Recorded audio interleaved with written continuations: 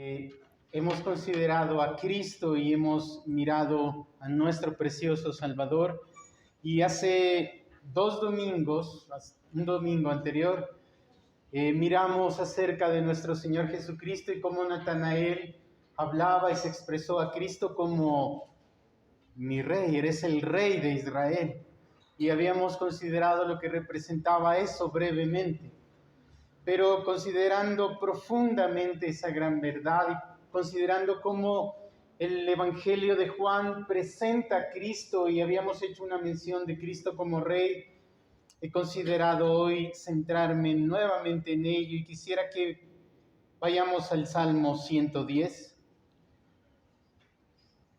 Salmo 110 y extendamos más ese entendimiento de nuestro Señor Jesucristo, el cual Natanael en Juan en el capítulo 1 consideró y pudo llamarlo a Cristo y verlo a Cristo y decir, sí Señor, tú eres el Rey de Israel. Por lo cual vamos a Salmo 110. Salmo 110, versículo 1 dice la palabra del Señor. Salmo 110, versículo 1. Jehová dijo a mi Señor, siéntate a mi diestra, hasta que ponga a tus enemigos por estrado de tus pies. Jehová enviará desde Sión la vara de tu poder, dominará en medio de tus enemigos. Tu pueblo se te ofrecerá voluntariamente en el día de tu poder. En la hermosura de la santidad, desde el seno de la aurora, tienes tú el rocío de la juventud. Juró Jehová y no se arrepentirá, tú eres sacerdote para siempre, según el orden de Melquisedec. El Señor está a tu diestra, quebrantará a los reyes en el día de su ira, juzgará entre las naciones, las llenará de cadáveres, quebrantará las cabezas de muchas tierras, del arroyo beberá en el camino, por lo cual levantará la cabeza. Dice el Salmo, Jehová dijo a mi Señor, siéntate a mi diestra hasta que ponga tus enemigos por estrado de tus pies. Jehová enviará desde Sión la vara de tu poder, dominará en medio de tus enemigos. Tu pueblo se te ofrecerá voluntariamente en el día de tu poder. En la hermosura de la santidad, desde el seno de la aurora, tienes tú el rocío de tu juventud. Considerando el Evangelio de Juan y pensando la vez anterior que mirábamos cómo Natanael pudo acercarse a Cristo, ver a Cristo y decir, tú eres el Rey de Israel, citábamos este salmo. Pero realmente mi alma se vio fijada en estos versículos y quisiera que nos detengamos hoy en estos versículos que serán de mucho provecho para nuestras almas.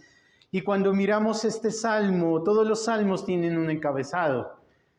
Dice Salmo de David. El salmo que tenemos entre nosotros es escrito por el rey David. Aquí lo dice, es escrito por él. Pero este salmo es enteramente mesiánico, es decir, habla de Cristo, este salmo.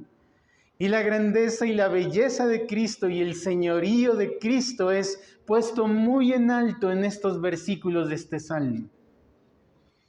Y creo y considero que cuando Natanael miró a Cristo y vio la gloria de Cristo después, cuando hace 8 días que mirábamos el milagro de las bodas de Caná, como ese milagro fue con el propósito de que Cristo mostrara su gloria, seguro en la mente fija de Natanael volvió este salmo. Tú eres el Rey de Israel. Eres el Rey de Israel.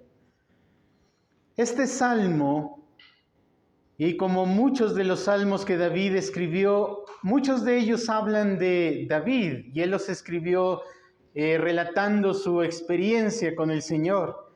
Pero otros de los salmos hablan de David, pero a la vez hablan del Mesías. Pero este salmo que tenemos ante nosotros habla exclusivamente de Cristo, y lo notamos por las afirmaciones que ahí se mencionan. Es decir, no es un salmo de David, no es aplicado a David. Aunque David lo escribió, él no está escribiendo su experiencia, él está hablando de Cristo. No es aplicable a David. ya que aquí hay afirmaciones que solo se dirigen al Señor, aquel que está puesto muy en alto, y lo describe como estando a la diestra de Jehová. Esto es en igualdad de posición. Cuando la Escritura dice que Cristo está sentado a la diestra de Dios, hay que entender algo. Describe que está sentado a la diestra, pero en igualdad de poder y de gloria que Dios el Padre. Hay una doctrina que debemos rechazarla, y se ha vuelto muy popular ahora, que habla con respecto de la subordinación de Cristo Jesús hacia el Padre, es decir, que Dios el Padre es más que Cristo, pero no es así. Cristo y el Padre son uno solo. Tienen el mismo poder, la misma grandeza, la misma gloria, por lo cual este salmo lo describe así. Por tanto, no puede ser este salmo aplicable a David, ya que David no está sentado a la diestra de Dios Padre. Ni tampoco David fue sacerdote, como aquí se menciona, y mucho menos sacerdote para siempre, según el orden de Melquisedec, como aquí dice. Por lo cual este salmo que tenemos ante nosotros es enteramente mesiánico. Es enteramente mesiánico. Dios, en su gloria y su poder, ordenó sabiamente cada uno de las palabras que aquí hallamos y cada uno de los versículos para que pudiera ser un testimonio convincente acerca de Cristo, del Mesías, y acerca de la naturaleza de Él y la calidad de su reino. Por eso este salmo es muy importante. Aquí hay uno descrito más grande que David. De quien se está hablando aquí es uno mayor que David, y es nuestro Señor Jesucristo. De hecho, el Nuevo Testamento cita este salmo muchísimas veces. Es el salmo más citado por el Nuevo Testamento. De hecho, 12 veces lo cita y es aplicado enteramente en las 12 veces que está citado, solamente aplicado al Señor Jesucristo, al Señor Jesucristo. Y este salmo afirma claramente la divinidad de Cristo Jesús, la divinidad de Cristo. De hecho, en alguna ocasión, en un episodio relatado en el Evangelio de Mateo, Cristo apeló a su propia divinidad para confundir y silenciar a aquellos fariseos que trataron de oponerse a Cristo y de negar a Cristo. Por ejemplo, acompáñame al Evangelio de Mateo en el capítulo 22, versículo 41. Mateo en el capítulo 22, versículo 41, nuestro Señor Jesucristo apela a este salmo para demostrar quién es Él. Cristo Jesús está hablando y está diciéndoles y mostrándoles la grandeza de Él. Y en este salmo, capítulo 22 de Mateo, versículo 41 dice: y estando juntos los fariseos, Jesús les preguntó diciendo: ¿qué pensáis de Cristo? ¿De quién es hijo? Le dijeron: de David. Él les dijo: pues como David en el Espíritu le llama Señor, diciendo: dijo el Señor a mi Señor, siéntate a mi diestra hasta que ponga a tus enemigos por estrado de tus pies. Pues si David le llama Señor, ¿cómo es su hijo? Cristo está afirmando aquí y citando este salmo que estamos leyendo nosotros, y él está diciendo que David, quien escribió este salmo, no lo escribió de su propia voluntad, sino que dice que lo escribió movido por el Espíritu. Mira lo que dice el versículo 43. En el Espíritu le llama Señor. Es decir, que David escribió este salmo guiado, inspirado por el Espíritu de Dios. Fue inspiración de Dios. Estas palabras de este salmo fueron sopladas por Dios mismo. El Señor Jesucristo presenta a David siendo guiado por el Espíritu Santo y hablando de un Señor. Y dice: cómo David le dice y se expresa de esta manera: dijo Jehová a mi Señor. ¿De quién está hablando? ¿A quién hace referencia? De hecho, en Marcos, hablando de este mismo pasaje paralelo, nuestro Señor Jesucristo dice que David habló siendo inspirado por el Espíritu Santo. Por el Espíritu Santo. Quisiera que lo leamos en Marcos, en el capítulo 12, versículo 35, citando el mismo pasaje paralelo. Marcos capítulo 12, 35 dice: enseñando Jesús en el templo decía: ¿cómo dicen los escribas que el Cristo es hijo de David? Porque el mismo David dijo por el Espíritu Santo: dijo el Señor a mi Señor. Dijo el Señor a mi Señor. Mire este precioso relato que está haciendo Cristo. Dice, David escribió, dice Cristo, por el Espíritu Santo y dijo el Señor a mi Señor. Nuestro Señor Jesucristo aquí está mostrando al Espíritu Santo como inspirador de este salmo. Y es que aquí está claramente detallado y expresado, y vemos aquí la magnífica persona del Dios Trino. Mire la Trinidad aquí expuesta.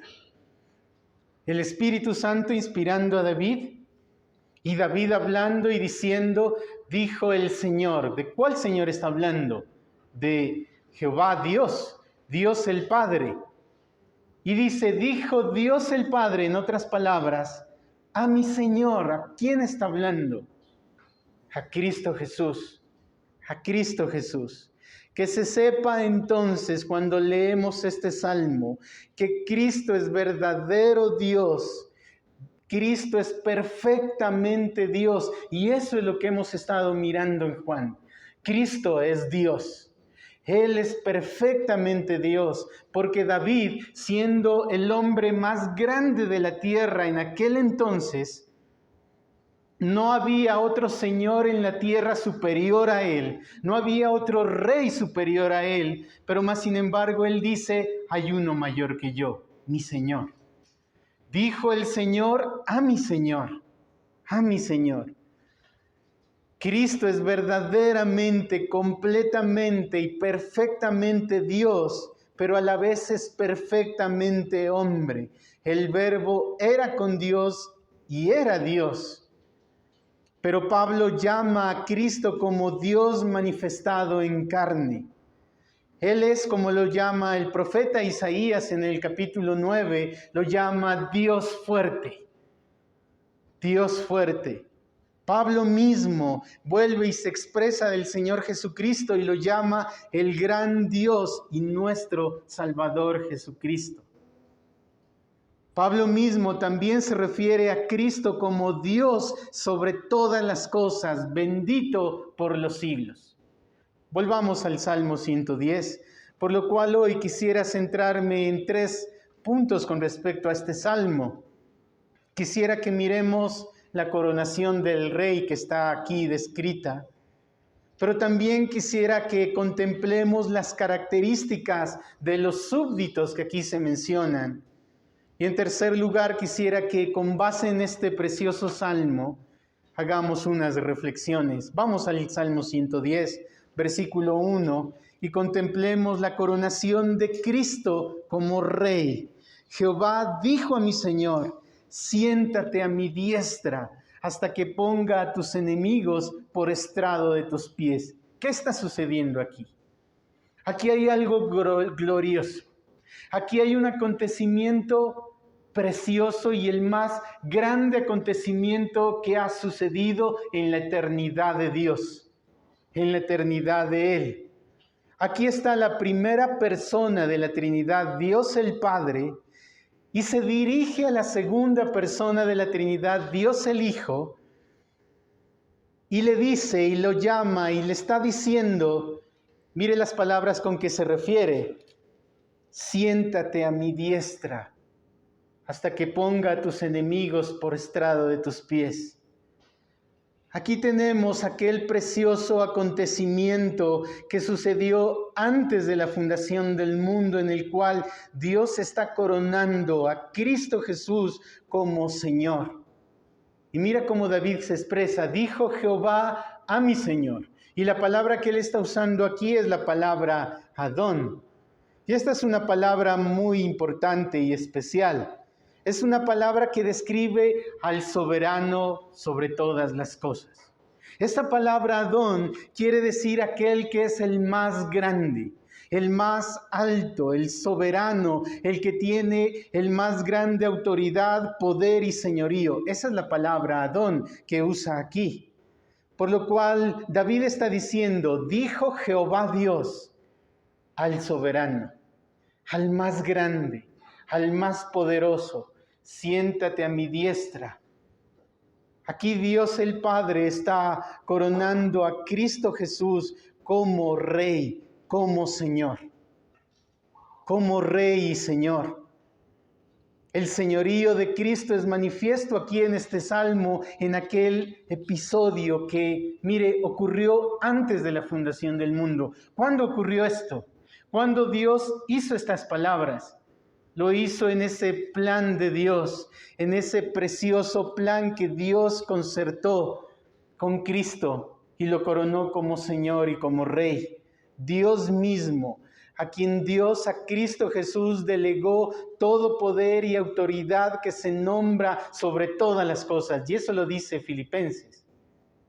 Filipenses en el capítulo 2:9, hablando de Cristo, dice que a Cristo Jesús se le dio un nombre que es sobre todo nombre, para que todos se postren y se doblen ante Cristo Jesús. Siéntate a mi diestra. ¿Qué le está diciendo aquí al Señor? Le está diciendo Dios el Padre, a Dios el Hijo, que se siente a la diestra de Él en igualdad de poder, en majestad, en igualdad de gloria que el Padre, como jamás los ángeles algunos han tenido. Cristo Jesús está en el trono con su Padre, ejerciendo el mismo gobierno sobre todas sus criaturas, ángeles y los hombres y toda su creación. Siéntate a mi diestra, le está diciendo: reina conmigo, reina con igual poder y autoridad. Usted recuerda que nuestro Señor Jesucristo en el capítulo 17 comienza su oración a Dios el Padre y le dice: devuélveme esa gloria que tuve contigo. Le está diciendo: Señor, voy y me voy a sentar a la diestra tuya después de haber resucitado. Pero mira, el texto dice más: hasta que ponga a tus enemigos por estrado de tus pies. Se está refiriendo a esa gloria y completa autoridad de Cristo sobre sus enemigos. Todos aquellos enemigos de Cristo ya han sido derrotados por Él, como el pecado, Satanás, el mundo. Todos aquellos que querían que Cristo no reinase sobre ellos, ya han sido destruidos y derrotados. Pero aún no vemos, dice Pablo, que todos sus enemigos se han puesto bajo sus pies. Por supuesto, aún falta que el anticristo sea puesto a los pies de Cristo. Aún falta que muchos de los poderosos de la tierra sean puestos a los pies de Él. La bestia y el falso profeta también serán puestos por estrado de los pies de Cristo. Aún la misma muerte, el postrer enemigo, será destruido y puesto a los pies de Cristo. Mira lo que dice. Y el texto dice: hasta que ponga a tus enemigos por estrado de tus pies. Esto hace referencia a la costumbre antigua de que los reyes ponían su pie sobre el cuello de sus enemigos en señal de victoria, en señal de triunfo sobre ellos, de sometimiento sobre ellos, y eso hará Cristo Jesús. Eso mismo ha hecho Cristo y hará Cristo Jesús. Ese es el Señor Jesucristo. Es Rey, es Señor, es grande en gloria y grande en poder y grande en autoridad. La palabra describe una gran y preciosa verdad. La palabra dice que cuando se reúnen dos o tres al nombre del Señor Jesucristo, cuando se reúne su iglesia para adorarle, Él habita en medio. De hecho, el Salmo 22 describe a Cristo mismo hablando y diciendo: habitaré en medio de la congregación y en medio de la congregación te alabaré. Se refiere a Cristo. Por lo cual en una iglesia Cristo está presente. Cristo está presente. Pero sigamos al versículo 3. El versículo 3 dice: tu pueblo se te ofrecerá voluntariamente en el día de tu mando, de tu gobierno. Tu pueblo se te ofrecerá voluntariamente en el día de tu poder. En segundo lugar, y como segundo punto, quisiera que veamos las características de ese pueblo que voluntariamente se está sometiendo a Cristo. Mire lo primero que resalta: voluntariamente se someten al señorío de Cristo. Y es que un rey no es nada si no tiene súbditos. Un rey sin súbditos, es decir, un rey sin que haya alguien que se someta a su reino, no es nada. De hecho, cuando eso sucedía, ¿qué sucedía con el rey? Era quitado y ponían a otro como rey. Un rey sin sus súbditos no representa a su reino absolutamente nada. El título más alto de la realeza no es más que un título vacío que si no tiene súbditos. Pero para completar la plenitud de Cristo como Rey, aquí menciona de unos que se le someten voluntariamente a Cristo Jesús. Habla de unos que se le someten. Mire lo que dice: tu pueblo, tu pueblo. Aquellos que han sido dados a Cristo desde antes de la fundación del mundo, a quienes Él mismo ha redimido con su sangre y Él ha reinado sobre ellos, su iglesia, son aquellos que reconocen al Señor Jesucristo y Él es su cabeza, son los que han ido cansados y agobiados y se han ofrecido voluntariamente a Cristo. Voluntariamente, porque el Espíritu Santo los ha llevado a que sus voluntades se ofrezcan a Cristo. En otras palabras, si tú eres de ellos, si tú ya has sido redimido por la sangre de Cristo, estos está describiéndote a ti, a nosotros. Este pueblo eres tú y yo. Si tú ya has creído en Cristo, eres tú. Es la iglesia del Señor. Se han ofrecido voluntariamente a Cristo.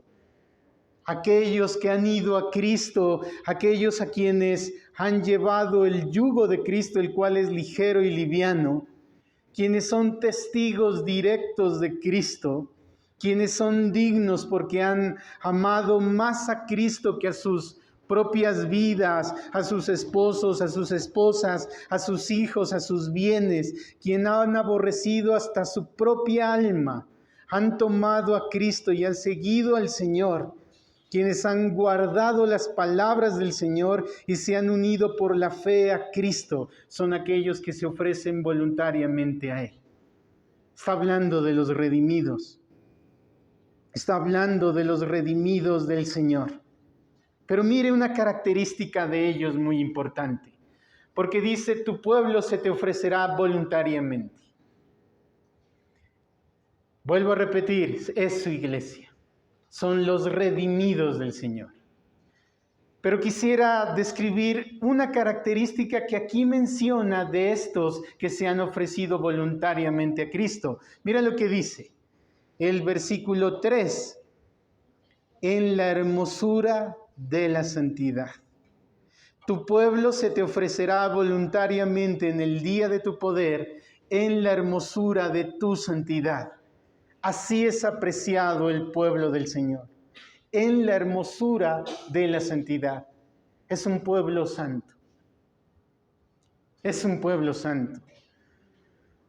Son aquellos que han sido adornados con las hermosas y gloriosas vestiduras de la justicia, de la verdad y de la santidad. Son aquellos que han sido revestidos de Cristo. Mira Efesios capítulo 4, versículo 24. Efesios capítulo 4, describiendo de esta santidad de la cual ellos se han revestido. En el libro de Efesios, en el capítulo 4, versículo 24, dice: y vestíos del nuevo hombre, creado según Dios en justicia y santidad de la verdad. En justicia y santidad de la verdad. Estos que se han ofrecido a Cristo, estos que se han ofrecido voluntariamente a Cristo, son santos. Están revestidos de la santidad de Cristo. De hecho, Gálatas, en el capítulo 3, versículo 27, dice lo mismo que Efesios. Todos aquellos que han sido bautizados en Cristo Jesús, pero no está hablando del bautizo en agua, sino del sumergimiento del alma en Cristo, ellos han sido revestidos de Cristo. De Cristo están revestidos. Gálatas capítulo 3, versículo 27. Apocalipsis en el capítulo 19, hablando de los creyentes, de aquellos que se han ofrecido voluntariamente a Cristo, quisiera que lo leamos. Apocalipsis capítulo 19. Apocalipsis capítulo 19, versículo 7, está hablando el pueblo del Señor.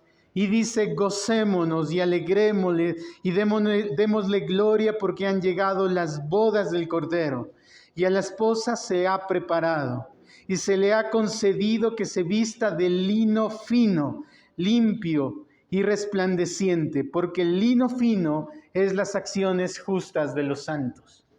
Mira este pueblo, mira cómo está descrito este pueblo. Es un pueblo especial. Es un pueblo que es especial. Es un pueblo santo. Pero quisiera que sigamos mirando esto, porque el Salmo es precioso. Volvamos al Salmo. Porque después de describir al pueblo, sigue describiendo a Cristo. Desde el seno de la aurora tienes tú el rocío de la juventud. Esto describe a Cristo desde el seno de la aurora, es decir, desde la eternidad. Siempre Cristo tiene el rocío de la juventud. Esto habla del vigor y de la belleza de Cristo. Cristo en su condición divina como en su condición humana, Cristo posee todos los atributos perfectos como Dios. Es más, en su naturaleza humana, Cristo es precioso. Los hombres hemos sido deformados por el pecado. El pecado ha hecho estragos en la humanidad, pero Cristo, cuando tomó una naturaleza humana, Él tenía el rocío de la juventud. Él era sin pecado. Él no tenía pecado en Él. Cuando dice la palabra que Él fue tentado para que fuera llevado a pecar, y el Espíritu Santo permitió que eso sucediera. Fue llevado para pecar, pero Cristo no pecó. Pero había una condición en Él especial. En Él no había pecado. No había maldad en Él. Esa raíz de la maldad que agobia a los hombres no estaba en Cristo. No estaba en Cristo. Por lo cual Cristo es supremamente precioso, y que en el cuerpo de Cristo habita la plenitud de la deidad, dice Pablo. De hecho, el Salmo 45 describe a Cristo como sumamente hermoso, absolutamente encantador. Él es precioso, y el libro Cantar de los Cantares describe a Cristo y le llama y dice: todo en Él, en el capítulo 5, todo en Él es codiciable. Todo en Él es codiciable. Pero este Salmo 110, nuevamente vuelvo a afirmar, exalta la divinidad y la belleza de Cristo, y aquí viene el punto. ¿Qué tiene que ver con que Cristo sea precioso, sea hermoso, sea el Rey más grande de la tierra, sentado a la diestra de Dios, el Padre, lleno de la plenitud de Dios, porque Él es Dios? Y después que haya afirmado que su pueblo se le somete y se le ofrece a Él voluntariamente, viene por esta razón. ¿Cuánto necesita la iglesia? Hablo de ti. A ti te estoy hablando. ¿Cuánto necesita la iglesia contemplar a Cristo? ¿Cuánto necesita la iglesia ser deslumbrada por la belleza y ser asombrada por la belleza de Cristo?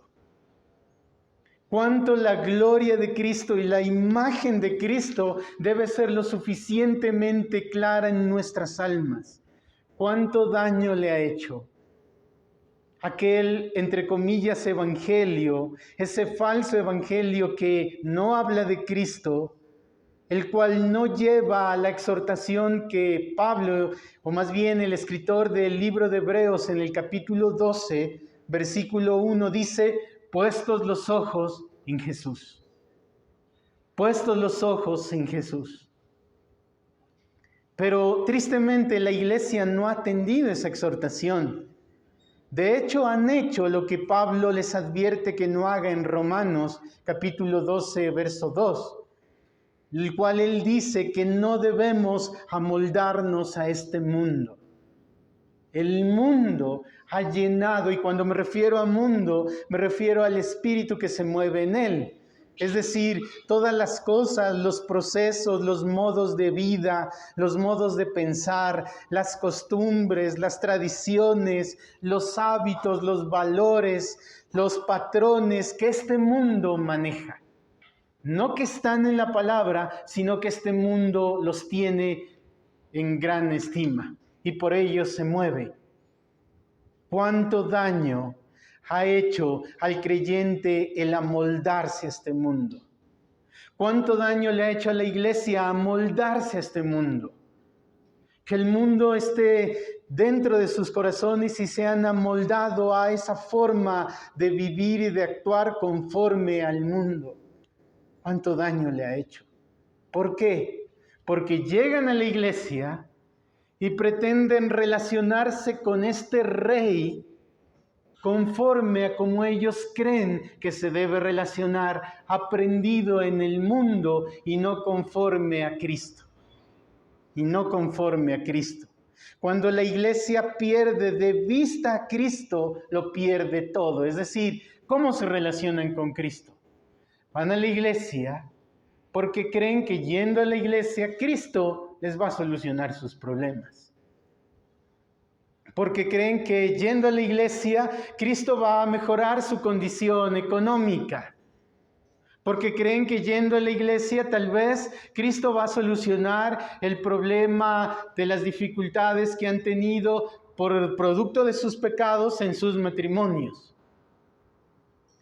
Pero la iglesia, cuando pierde todo el entendimiento y la sensación de la majestad y la grandeza y el asombro que debemos tener por Cristo, nuestra alma y la iglesia entera queda en un estado de bancarrota espiritual. Bancarrota espiritual. Mire la exhortación de una iglesia, a una iglesia de que Cristo le habla, que había perdido ese entendimiento de la gloria de Cristo. Que se congregaban, pero no por amor a Cristo. Que se congregaban no para la gloria de Cristo, sino que se congregaban por sus propios apetitos y tratando de buscar sus propios beneficios. Y en Apocalipsis, en el capítulo 3, versículo 18 a esta iglesia, versículo 17, dice: tú eres, le está hablando una iglesia, Cristo Jesús, y le dice: porque tú dices, yo soy rico, me he enriquecido y de ninguna cosa tengo necesidad. Y no sabes tú que eres un desventurado, miserable, pobre, ciego y desnudo. Y por esa razón el versículo anterior dice: por lo tanto te vomitaré de mi boca. Te vomitaré de mi boca. Es una iglesia en bancarrota espiritual. La iglesia ha perdido la visión de Cristo y eso es lo que ha sucedido y lo que nosotros vemos ahora en lo que se llama hoy iglesia. Si una iglesia o un creyente no mira a Cristo, su alma languidece, enferma, ya que solo por la riqueza que hay en Cristo nos viene por el acto de siempre estar contemplando a Cristo, siempre estar mirando a Él, el señorío, la gloria de Cristo. Mire, dice, tu pueblo se te ofrecerá a ti voluntariamente. ¿A qué hace referencia ese ofrecimiento de este pueblo a Cristo? Está haciendo referencia a verlo a Él como su Señor. Este pueblo se le está sometiendo a Cristo. Está volviendo de Cristo su vida. Todos los fracasos que nosotros, tú y yo, hemos vivido, todas las dificultades que hemos tenido y todas las consecuencias que han venido de nuestro pecado, han venido producto de que Cristo ha sido insignificante para nuestras almas. Cristo no ha sido lo suficientemente hermoso. Hemos visto a Cristo descrito como precioso, pero para nosotros no lo es. Para nosotros más precioso es tal vez tener un buen trabajo. Para nosotros tal vez es tener riquezas. Para nosotros tal vez es yo tener a una esposa o tener un esposo y es estar bien con él.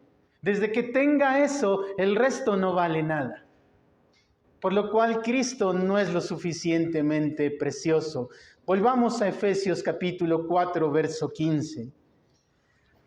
Si tu vida de cristiano, si en tu vida de seguir a Cristo, no eres de aquellos que se ofrecen voluntariamente a Cristo, al considerarlo a Él como tu Señor, al considerarlo a Él como tu todo, al considerarlo a Él como aquel Señor a quien nuestra alma se postra y estamos dispuestos a llevar el yugo de Cristo. ¿Y cuál es llevar el yugo de Cristo? Es un yugo liviano.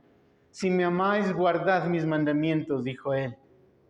Si no estamos dispuestos a ello, nuestra alma va a languidecer y estaremos en bancarrota espiritual. Mira lo que dice Efesios 4, versículo 15. Sino que siguiendo la verdad en amor, crezcamos en todo en aquel que es la cabeza, esto es Cristo.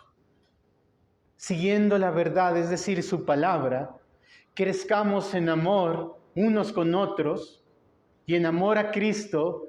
¿Crezcamos en qué? En Cristo, en Él. Crezcamos en Él. Y quisiera ya ir al tercer punto, a unas reflexiones con base en esto. Y quisiera tomar las palabras que Cristo tomó en el texto que leímos de Mateo y de Marcos. Y quisiera hacer esta pregunta a ti. ¿Qué piensas de Cristo? ¿Qué piensan de Cristo? O en otras palabras, ¿qué es Cristo para ti? Lo mismo que preguntó el Señor con referencia a este salmo, y no me refiero a una opinión teórica.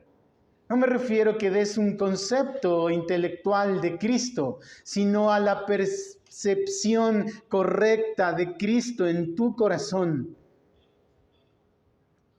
¿Logras ver la reverencia y la majestad de Cristo y el amor de Cristo Jesús? ¿Lo logras percibir? ¿Qué piensas tú de Cristo? ¿Qué es Cristo para ti, en otras palabras? ¿Qué significa Cristo para ti? ¿Lo miras como tu Rey? Y si lo miras como tu Rey, ¿existe un sometimiento al señorío de Él? Deseando que Él lleve no solo tus acciones, sino todos tus pensamientos cautivos a la obediencia a Cristo. ¿Eso es Cristo para ti? ¿Es tu Señor? O tal vez eres tú de aquellos que simpatizan con el Evangelio, que dicen, sí, me gusta eso, pero yo no voy tan profundo en ello. Yo sí tomo mis límites y sí me gusta oír, pero yo con Cristo voy despacio. Déjame decirte que no es tu lugar. La iglesia de Cristo son aquellos que se han sometido voluntariamente al señorío de Cristo. Y si tu alma no está dispuesta a someterse voluntariamente al señorío de Cristo, debes hacer lo que Cristo un día dijo: considerad. Si un constructor no tiene con qué acabar su obra, si no piensa primero que tiene lo necesario con qué acabarlo, va a quedar en descrédito y en vergüenza.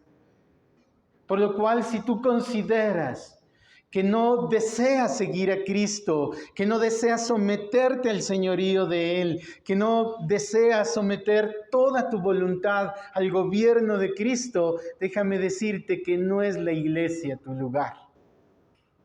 Pero si tú has decidido seguir a Cristo y buscarle a Él y hacer el Señor como el todo de tu alma, debes saber que debemos crecer en nuestra experiencia del asombro y de la majestad de Cristo. Debemos crecer en ello. Pero déjame decirte que si tú decides seguir a Cristo, ocurrirá algo precioso en tu vida. Serás hecho a la imagen de Él, a la imagen de Cristo. El capitán de nuestra salvación, Cristo Jesús, se perfeccionó a sí mismo por su obediencia y Él obrará para nuestra alma de tal manera que seamos perfeccionados a la imagen de Cristo. Si Cristo mismo fue llevado a la obediencia, aprendió la obediencia por sus padecimientos, déjame decirte que Él permitirá padecimientos en tu vida para que tu vida sea llevada a ser conforme a la imagen de Cristo. Tú que ya amas a Cristo, esto le hablo a ti que ya amas a Cristo. Considera tus aflicciones, considera tus dificultades. Considera lo que hoy te aflige. Considera las experiencias que has tenido y que te han hecho producir aflicción. Déjame decirte que cada una de ellas, las está usando el Señor para volver tu alma conforme a la imagen de Cristo. Conforme a la imagen de Cristo. Conforme a la imagen de Él. Por lo cual se requiere que aún la mortificación a ti que ya has decidido por la gracia del Señor sobre tu alma amar a Cristo, aún eres llamado a la mortificación de nuestros propios pecados, mortificarlo, y a la amputación de nuestra mano y a sacarnos nuestro ojo con el objetivo de agradar a Cristo, si eso requiere. Somos llamados a una vida de piedad y requiere un trabajo duro y doloroso. Déjame decirte de que si tú decides amar a Cristo y seguir a Cristo, vendrá persecución. Tal vez los que amas te perseguirán. Tal vez por tu decisión de seguir y obedecer a Cristo, sufrirás por ello. Pero déjame decirte que todos los que quieren vivir piadosamente en Cristo Jesús padecerán persecución. No te asombres si tu esposo te persigue a causa de tu fe en Cristo. No te asombres de que tus hijos lo hagan. No te asombres de que tus padres lo hagan. Porque todo aquel que va y ha decidido seguir a Cristo va a padecer persecución. Pero déjame decirte que el reino de los cielos sufre violencia y solo los violentos lo arrebatan. Solo aquellos que dicen no importa el costo, decido seguir a Cristo y seguirlo con firmeza. Así mi matrimonio nunca se arregle. Así nunca consiga trabajo. Así nunca prospere económicamente. Así mi salud se vaya deteriorando cada vez más, no importa, pero voluntariamente, por la gracia me someto al señorío de Cristo. Voluntariamente me someto al señorío de Él. Si tu alma hoy está en un estado de profunda tristeza y de profunda melancolía y depresión, no habrá persona alguna, no habrá hombre alguno y no habrá condición en tu vida que vaya a cambiar, que haga que ese estado de tu alma se quite. Si tu estado de tu alma deprimida viene y tú lo identificas a causa de la pobreza económica que tienes, cuando vengan las riquezas, ese estado de tu alma no cambiará. El único que tiene el poder para cambiar y satisfacer el alma es Cristo Jesús. Y Él lo dijo, el que de mí no come, ¿sí? El que de mí no bebe, su alma siempre tendrá hambre, siempre tendrá hambre. Porque en Cristo hay toda plenitud para nuestra alma. Y hoy mira, te hablo a ti y por supuesto hablo a mi alma. Despertemos, despierta. Y todo aquel que está oyendo este mensaje y despierta los deberes a cual Él te ha llamado. ¿Y cuáles son los deberes? De mirar a Cristo, puestos los ojos en Jesús. Y si es necesario sufrir por Él, sufrir con Él, porque con Él seremos honrados. Con Él seremos glorificados. Mire la belleza de Cristo. Que Cristo sea bello a tu alma. Cuando tú ores por esta obra aquí en Pasto, ora para que todos aquellos que vengan aquí amen a Cristo. Amen a Cristo. Y la Escritura dice, aquel que no amare al Señor Jesucristo sea anatema. Aquel que no amare al Señor Jesucristo sea anatema. ¿Qué pide el Señor de ti? Que le ames. Que le ames. Por eso, al considerar este precioso salmo y ver la grandeza de Cristo y ver la belleza de Cristo y ver el esplendor de Cristo y a considerar el pueblo del Señor que se le ofrece al gobierno de Cristo y se le somete al señorío de Cristo, este es un llamado para nosotros. Amemos a Cristo. No consideremos nuestra condición, sino puestos los ojos en Jesús. Puestos los ojos, y de hecho quisiera leerlo, Hebreos en el capítulo 12, Hebreos capítulo 12,